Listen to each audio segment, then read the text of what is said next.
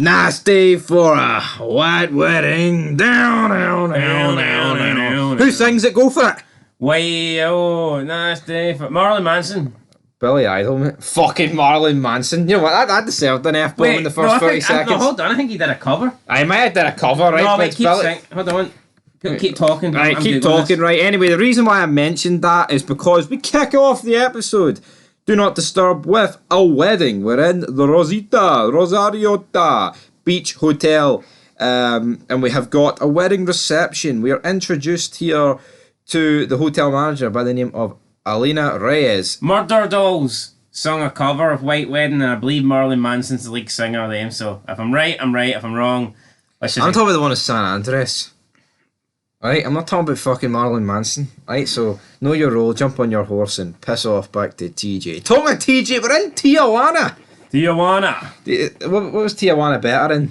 Even though we didn't really get to see it in the Mayans, but I actually just felt like the fact that Chibs said it from his fucking mouth makes it better than this entire show. So no one tuned in to hear about us talking about Mayans.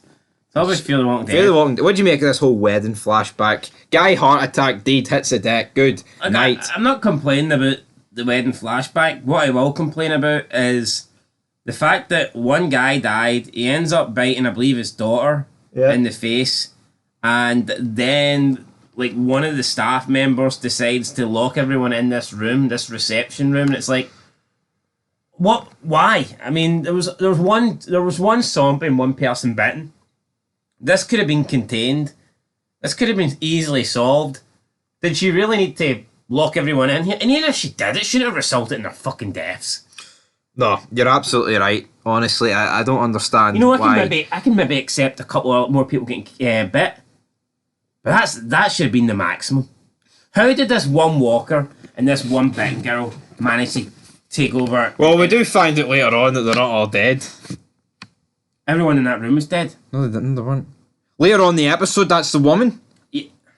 That's the woman. That's the wife of the husband that turned.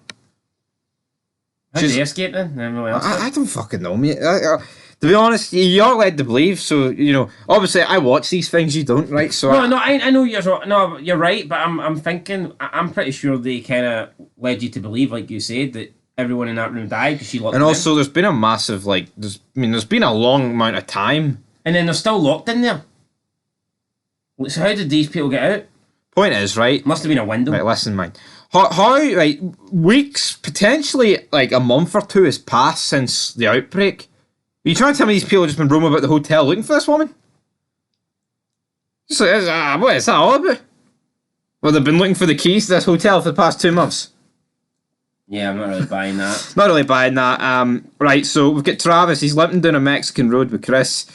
It doesn't really matter if it's an American or a Mexican road, he's limping. They find this town. There's a car, so Chris goes to look for supplies at a restaurant. And he runs into these 3 survivors. We don't know their names at this point, but turns out to be Brandon, Derek, and Baby James. Chris kind of helps them, but he's kind of saving his own skin, I guess, at the same time, in which it just seemed like these 3 just don't know how to deal with walkers, but like Chris all of a sudden is the man. He's the most survival expert man you could get. He then jumps in, he's like, Travis, drive, Daddy, drive. Yeah, so he saved one of them, then stole some baked beans off them and made a getaway. It's not the... I think it was, what is this? You know what? See the scenes where Travis is letting Chris drive and they're actually talking? I didn't mind this. It's actually a bit of development. I did like it, and I thought Travis was beginning to win Chris around, but we can see by the end of the episode none of that really happened. No, it's not going to happen. Alicia is hiding in a bedroom. She looks at the spy hole. There's walkers, so what's she going to do? Who really knows? But the car eventually runs out of fuel after, Chris had a wee spell at the wheel. They set a campfire, but then a car pulls up, and it turns out it's the 3 from earlier. And this just turns pretty weird, because, you get, a debate where Brandon thinks, here, you stole my baked beans, and then Chris is like, but I saved your life. And then Travis is like, maybe give me more baked beans. And Travis is like, maybe you're both fucking wrong. So, essentially, Travis and Chris get invited in to eat with them, so they set up camp with, cans scattered around with rope attached, so if any walkers come, they'll be able to hear it. And pretty easily, Chris is won over by these 3. I get it, right? They're of similar age. Well, they're kind of blowing smoke up his ass, to be honest. Yeah, I know, but come on. I don't give a fuck if they're blowing smoke up his ass. It's the fact, like, he's with his dad here and he's just willing to job his dad out for 3 fucking guys he doesn't know. Well, I wouldn't say he's going to leave his dad behind, but yeah, he's pretty much his dad. Travis is like, look, we don't need these people. We're leaving them on, but Chris is like, no, we need people. We need a group. And Travis is basically like, look, you stupid son of a bitch. We had a group, but we had to leave that said group because no one could trust you, and we thought you were going to get us all killed. But I mean, looking back at that, I mean, that whole thing escalated really out of nothing. I mean, one minute Chris was just this like little loner. He got along with the group. Then the next minute, you know, everyone feels that he's a threat. And I just feel like the way they basically says, look, Chris can't be here is embarrassing. Like, look at The Walking Dead, for example. I mean, Shane and Rick weren't getting along, but... No, right, there's no, things out. For me, there's not a problem, right, with Alicia and Madison wanting Chris out the group, in my opinion, because he's shown, like, twice that he was about to kill her. I know, but I think Travis should have been trying harder to... No, my problem is like, why does Chris think it's alright to stand over their bed with a knife? And he's like, they're looking at me weird. Does he not fucking understand why they're looking at him weird? Yeah, seems to have no explanation. Like, that would be like when Shane points the gun at Rick, right? And like, I know he kind of lets the Dale know that he's like, here, no, I was looking at the deer. But say Rick was like a foot in front of Shane, and Shane's got Rick down on his knees, and he's pointing a fucking shotgun at the back of his dome. Would he honestly try and say to Dale here, why are you looking at me funny, mate? I'm just giving Rick a haircut with a 12 gauge. Come on. I don't like. Does Chris think we're dumb? Does he think the Fears are dumb? Does he think his dad's dumb? He must. Because I don't understand. And then he's like, oh, but Travis, we need a group because we need people to be... You're the one that fucked it up, man. The referee has been clotheslined. But he's the one that messed up the fact that we're in a group and now he wants to rejoin a group. Now, maybe you could say, here, I want to hang about with, like, friends my own... Well, not friends, like, but men my own age. Well, the thing is, that group was family. Yeah. It's not like you choose the group. Like, you just happen to be in that group. It just feels very forced. Like, I don't understand. Like, Chris was this kind of, like, timid one. He wasn't really doing much. I mean, you look at season 1, he's literally fucking playing dress-ups and clothes with Alicia. Yeah, now both of them are what? And then all of a sudden, Chris is, like, this crazy guy who wants to kill people, and Alicia is, like, one of the most capable people of handling walkers. Like, look at what... Like, even in this episode, so... It's like, you see how comfortable Alicia, Chris and that are with killing walkers, Madison, and you just didn't get that in the original Walking Dead. See, in the original Walking Dead, see in terms of hand-to-hand combat, no one really even considered it up until... That's a problem with a spin-off, though. Out. They don't really want to go down that route, don't they not? Yeah, but even after 18 miles out, none of the women in the group really felt like they could handle themselves. No. And then we got to the prison and we can all handle ourselves. I think Maggie kind of went in with them, but that's probably because, I mean, who else is going to go in? You know, like 9 months pregnant Laurie, young Beth, old ass I can only wash dishes Carol, Herschel, who, I mean, he still had both his legs at this point, but he did go in though. No, I mean when they took over the prison. He did go in. No, he didn't. He went into the fucking prison cells. No, he went into the cell blocks. No, when they wiped out the prison, when they took over the prison, he didn't go in. Yeah, but he still went in later on. And there were still walkers roaming about. Aye, but come on, when they cleared out the prison. Aye, but he still went in. Aye, when they hold on, that's like... Well, did Laurie go in at the point where Herschel went in? No, because it was too dangerous. So there you go, mate. You've been snookered. No, right? I've not been... No, the black's Hold your not helmet. No, the black's not the behind black the is well behind. No, the black's in the white's in the pocket and the black's off the table. Who went in to clear the prison?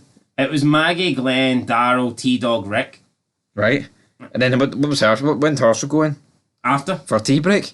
After. Was he pouring the tea? Maybe he went in to check to see if there's any animals. Anyway, right, the walkers here, because we've got Alicia who... Anyway, the point is, I mean, the people in Fear the Walking Dead are just too comfortable around walkers. Way too comfortable. We didn't see that in the original Walking Dead, but in Fear the Walking Dead, it's almost like everyone has been doing this for their entire life. Alicia leaves the hotel room, and there's less of a time skip here. I get your point. No, but see, at this point in season 2, yeah, we're not that many days in as we were in the original show. Obviously, we're probably about the same amount of days in that Rick wakes up. Yeah, for some reason in the original show, no one really got comfortable with like walkers at all. I know. Yeah, and Fear the But Walking Dead, I think that's an element of here. We don't want to waste the first couple of seasons with people being shite bags around walkers, even though it's completely unrealistic. So that would be doing that would be realistic though. Yeah, that's what I'm saying. But obviously they think So I know, but we don't want to sacrifice action like It that. makes no sense because like you got Madison who's I'm not letting my daughter go anywhere yet. You could argue Alicia looks more comfortable around dealing with Madison. Where does Alicia go though? She leaves the hotel room that she's in. Don't know why she did this. Oh, Ophelia. She then goes into the elevator shaft. Where was Ophelia, by the way? Nowhere in this episode. Oh yeah, I don't know where she is. Maybe she's dead. She goes to the elevator shaft, right? She hangs on to like the wires that are connected to the roof of the elevator shaft and to the roof of the building. And for some reason, the walkers do not pile out onto her. They actually reach over the gap and try and grab her. Trying to grab her. Which, it's like these walkers are dumb. We've seen it every other scenario in every other like Walking Dead show that the walkers would literally just walk to try and get to her, and they would fall down the elevator shaft. Yep. Now, when you seen her on the floor in the hallway, there was walkers coming from the left and walkers coming from the right, and there was numerous. But by the time she jumps onto the elevator shaft and she's using like the ropes of the elevator to hold up, only 2 walkers come out. It's like, what happened to the rest? It's not, yeah, exactly. Honestly, I don't know what happened to the rest. She manages to get saved, and it turns out it's the hotel manager, Elena, who's like, where is Hector? Hector's her nephew who she saved in the flashback. And then Alicia just agrees to do this like suicide mission where she lures all like the walkers out of a stairwell into one room so they can lock it off. And see, at this point, she could so easily have died here. They form like a rope bridge round 2 hotel rooms that's made out of like, bed sheets, and it's like, what? Why is she risking all this? It just seems like an unnecessary risk in my opinion. Do you feel this? Yeah, so they're trying to contain, trying to contain the walkers into one room so they can move freely around the hotel. I get it, right? But at the same time, I mean, this could have went very bad. Talking of very bad, I thought this scene was really weird, right? So you've got... Yeah, but even this is like, you see Alicia, she like traps herself into the corner in the room, and she's like, there must be about 10 walkers in the room at this point, and she's not even panicking or freaking out. I know. And all she's got is a knife, and then she attacks one in front of her, and it's like, this, in season 2 of the original Walking Dead, being in a room with this many walkers would have been fucking mental. Yeah, I know, it would have been. Yeah, even Shane and Rick would have been in panic mode here. No, literally. Daryl would have been in panic mode. But the people in this show, hand to hand, can just easily kill a walker like it's nothing. Exactly. Don't like it. No, I don't like it either. We then get, I think, probably the most awkward scene of The Walking Dead. We've got Brandon and Travis sitting on the back of the truck with, you've got Chris sitting in the front with Derek and baby James. Why would this be the positioning in this truck now? Maybe you could argue, right, that Chris wants to sit in the front with these two. And maybe they're trying to butter him up. So like, come on, sit in the front with us and we'll tell stories and we'll try and get you to hop onto our side. You know what, I can completely understand why Travis does not want to be in this group. It's like 4 kids. Yeah. He just looks like a nonce, even though one of them is his son, like, but he is out of place, isn't he? Oh, well, the only thing I'd probably say is I think by this stage, like, they haven't really done anything to show that they're bad people. Although maybe they take a little bit too much satisfaction out of killing walkers, you could argue that. One of them seems to think life's better now because you don't have any job, you don't have any police. Therefore, Yeah, no, that's just a typical kid thing to say, though, a teenager thing. Yeah, but does Travis maybe think, well, was this guy breaking the law or something? I think what Travis feels like is it's easier to keep Chris safe if it's just him and Chris. Or maybe he fears for these people. Potentially. Maybe he thinks that... Doesn't want to get more kids killed or something. Maybe he thinks that he can't trust Chris around anybody. In the distance, though. What kind of future's that? Exactly. Is it just going to be him and Chris till they both fucking die old age? I know. Well, he'll die before Chris. In the distance, though, Chris. Right. Chris spots a farm. Like, oh, good spot, Chris. They go to this farm. It looks like someone's still there, but they find like a barn door. We've got Travis telling Chris here, why don't we stay here, Chris? It's gated community, it's a farm, blah, blah, blah. But Chris is like, no, man, we need a group. And he's like, we already had a group. Yeah, exactly. We had a group, you dumb bastard. Yeah, you jobbed it. Chris then runs... Chris seems to show no remorse. He did insinuate, though, that he thinks Travis is trying to stay close to the previous place so he can go back. Yeah, I guess, yeah. Well, I guess they don't realise there's nothing to go back to. Exactly. So Chris heads off with the other 3. They get to like a barn and there's chickens in it. Oh, we're eating protein tonight. And yeah, pretty sick. I know that's just the way the world goes round. Like, but I mean, snapping chickens' necks just ain't the fucking way to go for it for me. Travis then gets to some graves. The Suarez's graves. What the hell is going on here? And then what happens is Travis goes to the barn and tries to warn them. Big Mateus Suarez comes in with a rifle. Now, there is a big problem here because this guy speaks only Spanish. Well, the 4 kids don't. Travis speaks a bit of Spanish, but as this is all happening, Alicia is trying to look for Madison. At this point... Why do you sound depressed? Because this episode was pretty shite, right, so Madison and the other woman, I forget what her name is, but she is... It's Alicia, mate. What do you mean Madison, the other woman? Alright, Alicia and... Alina. Yeah, Alina. So they're looking for Madison, and they bump into basically the people from the wedding reception that survived. So it's like, I think the wife of the husband's there. Maybe the groom is there as well. Yeah, I think the groom is there. So... And 2 other guys. Yeah, we've got 2 other guys. They want the keys. They've got her nephew Hector. It's going to be a trade. Hector for the keys. They want the keys of the hotel, and they want her to get out of the hotel. That's her punishment. Basically being sent out into the big bad world for killing or trapping them in. Alicia tells her not to give the keys until they find her mother, and it's like, what the fuck? You're not in any position to bargain here. Why would they care about your mother? That wasn't the deal. Yeah, but why would they care? Exactly. I just literally said that. Why would they care? And that wasn't the deal. So I don't see the exchange keys for her mother's whereabouts. That's not happening. So they don't think that's a good deal. So if Alicia just tells her, look, give her the keys, then they throw the keys at them, and they hide behind they open the door with all the walkers in it, and they hide behind the door. Then the walkers pile out, and I'm assuming this group at this point just run off. Yeah, they kind of run off, but... without the keys. See, but why didn't they just stand there and get bit? Why do some people just sit there? Well, I don't know, Walking Dead City. Why'd they actually run?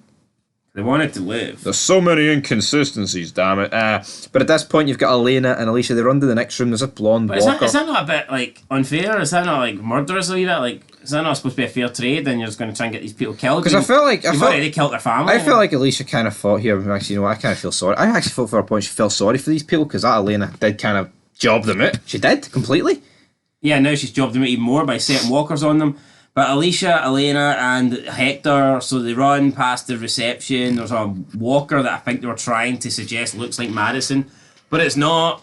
They then open this like manhole, and they go. And then the swimming pool. They go like underground into the swimming pool or some shit like this, and they get chased by walkers. And then they approach a door. This door's locked. Alicia's banging on the door.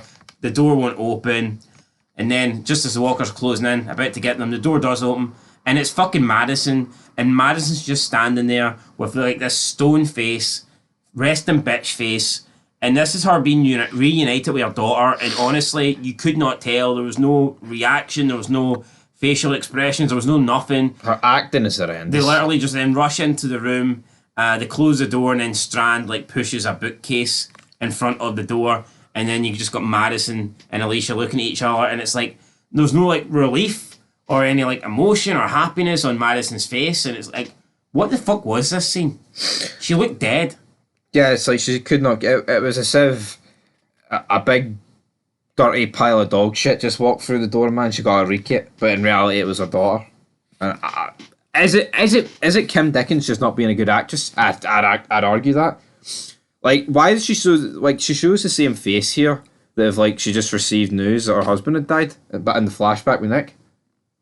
Yeah, I just don't get it. She should have been happy, or at least something. Should have showed something. Showed absolutely nothing. You know what? It's a fucking horrible pick as a lead actress. It is. It was almost like it was a fucking poker game, and she didn't want to show any facial expressions. You know, that's her poker face. But yeah, no, big reunition with her daughter, and literally reunition. Reunite my fire.